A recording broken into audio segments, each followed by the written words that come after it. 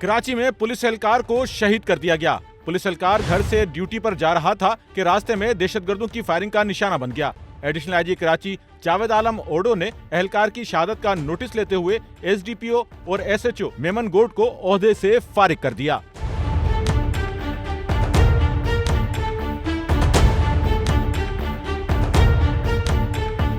Police के मुताबिक उन्हें शालतीफ टाउन उस्मान खासखेली गोट में फायरिंग की इत्तला मिली। पुलिस जायवकू तलाश करती मौके पर पहुंची तो उन्हें एक बावर्दी पुलिस एहलकार की लाश मिली, जिसे हेड कांस्टेबल अब्दुल करीम के नाम से शनाख्त किया गया, जो थाना मेमन गोट में तैनात था।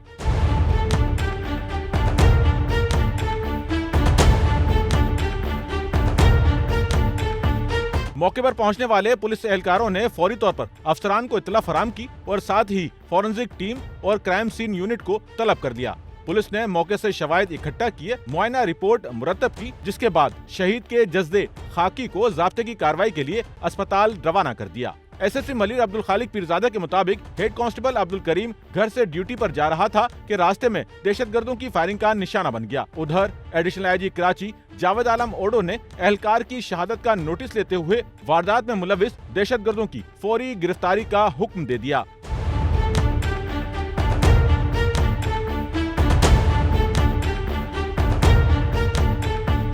एडिशनल आईजी कराची जावेद आलम ओडो ने एसडीपीओ और एसएचओ मेमन गोट को ओहदे से फारिग करते हुए कहा कि अफसरान को अमले के हिफाजती इंतजामात की एसओपी पर अमल दरामद कराने की हिदायत की गई थी, लेकिन अफसरान ने बाला अफसरान की हिदायत को नजरअंदाज किया, जिसकी वजह से ये नुकसान उठाना पड़ा।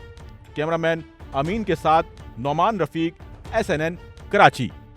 सच्चल न्यूज़ नेटवर्क की वीडियोस में खुशामदीद। नाजरीन, वीडियो से मुतालिक अपनी कीमती राय का इजहार कमेंट बॉक्स में ज़रूर करें और चैनल को सब्सक्राइब करें।